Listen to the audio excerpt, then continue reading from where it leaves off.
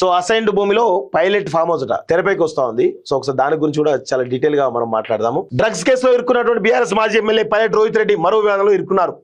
రంగారెడ్డి జిల్లా మొయినాబాద్ మండలం అజీజ్ నగర్ లోని ఉన్న రోహిత్ రెడ్డి ఫామ్ హౌస్ ను అసైన్ లైన్ లో నిర్మించినట్లు రెవెన్యూ శాఖ తాజాగా గుర్తించింది. సర్వే నెంబర్ 177/33లో 3.39 ఎకరాల గుంటల భూమిని గతంలో ప్రభుత్వం అంతంగారి జంగయ్య అనే రైతుకు అసైన్ చేసింది. ప్రస్తుతం భూభారత్లోని ఆ భూమి జంగయ్య పేరు మీదనే ఉంది. అదే స్థలంలో ఫామ్ హౌస్ నిర్మించగా పైలట్ రోహిత్ రెడ్డి తండ్రి విఠల్ రెడ్డి పేరుతో ఫామ్ హౌస్ కార్యకలాపాలు జరుగుతున్నాయి. అసైన్ లైన్ లోని ఫామ్ హౌస్ ఉన్నట్లు అధికారులు గుర్తించారు. సర్వే నిర్వహించి పూర్తి ఆధారాలు సేకరించాక ఫామ్ హౌస్ ను సీజ్ చేసేందుకు రెవెన్యూ పోలీస్ అధికారులు సిద్ధమవుతున్నట్టు తెలుస్తుంది. ఫామ్ హౌస్ నిర్మాణం అసైన్ లైన్ లోనే ఉన్నదని, దీనిపై పూర్తి స్థాయిలో విచారణ జరుపుతున్నట్లు మొయినాబాద్ తహసీల్దార్ గౌతమ్ తెలిపారంటూ చూస్తాను. సో డ్రగ్స్ కేసులో జైల్లో ఉన్న రోహిత్ రెడ్డి, రితేష్ రెడ్డి, నమ్మి శర్మలకు 7 రోజుల కస్టడీ కోరుతూ పోలీసు ఉప్పరపల్లి కోర్టులో పిటిషన్ దాఖలు చేశారు.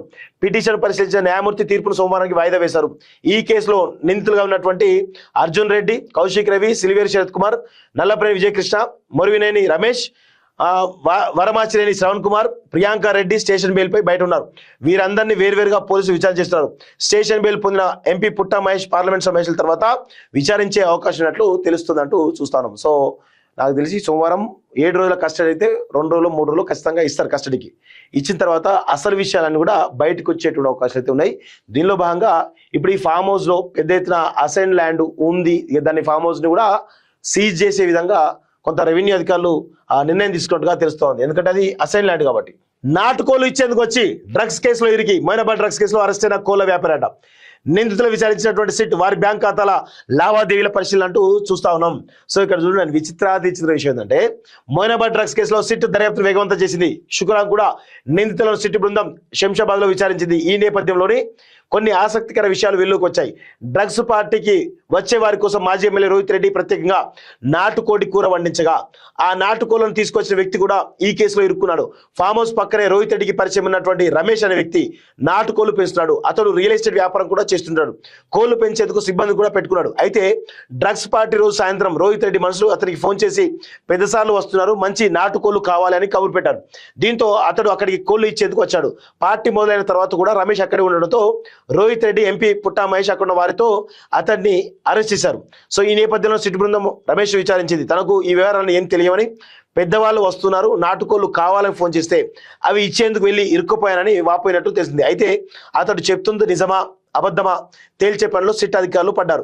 ఇక నిందితులకు దుబాయ్ లింకులు కూడా ఉండడంతో ఈ మూలాలను చేయించేందుకు దుబాయ్తో పాటు ఢిల్లీకి కూడా ప్రత్యేక బృందాలు పంపాలని ఆ సిట్ ఇప్పటికే నిర్ణయించింది. ఇక ఇటు నిందితుల్లో ఒకరైనటువంటి కౌశిక్ రవి ఇచ్చిన సమాచారంతో హైదరాబాద్ లో డ్రగ్స్ అమ్మిన అభిషేక్ సింగ్ కోసం ప్రత్యేకంగా 4 బృందాలు గాలిస్తున్నాయంటూ చూస్తున్నాం. సో డిన్నర్ కు పిలిస్తే వెళ్ళానంతే, డ్రగ్స్ తీసుకోలేదు, తప్పు చేయలేదు. మొయినాబాద్ ఫామ్ హౌస్ వ్యవహారంపై ఎంపీ పుట్టా మహేష్ వివరణ. మరి డ్రగ్స్ తీసుకోకపోతే బ్లడ్ శాంపిల్ తోటి డ్రగ్స్ వస్తున్నట్టు ఎందుకు వచ్చింది అంటే 100% ఆయన డ్రగ్స్ తీసుకున్నది చాలా స్పష్టంగా తెలుస్తోంది. సో ఆయన ఏదో చెప్పేట్టు బుకాయించేట్టు ఒక ప్రయత్నం అయితే బలంగా చేస్తున్నట్టుగా కనబడతా ఉంది. కేసీఆర్ హౌస్ అరెస్ట్ అట. డ్రగ్స్ పార్టీ కేసుపై బీజేపీ మౌనం ఎందుకు? బీఆర్ఎస్ బీజేపీ దోస్తు వివరాలు త్వరలోనే చెప్తా, సిట్ నోటీసులే విచారణకు హాజరవుతా అంటూ సీఎం రేవంత్ రెడ్డి చెప్తున్నాడు. మరి బీఆర్ఎస్ బీజేపీ దోస్తు సంగతి పక్కన పెడితే చిన్నమోడి పెద్దమోడి రేవంత్ రెడ్డి మోడీ యొక్క దోస్తాన్ గురించి మరి దాని గురించి ఏమనాలి? రేవంత్ రెడ్డి బండి సంజయ్ దోస్తాన్ గురించి ఏమనాలి?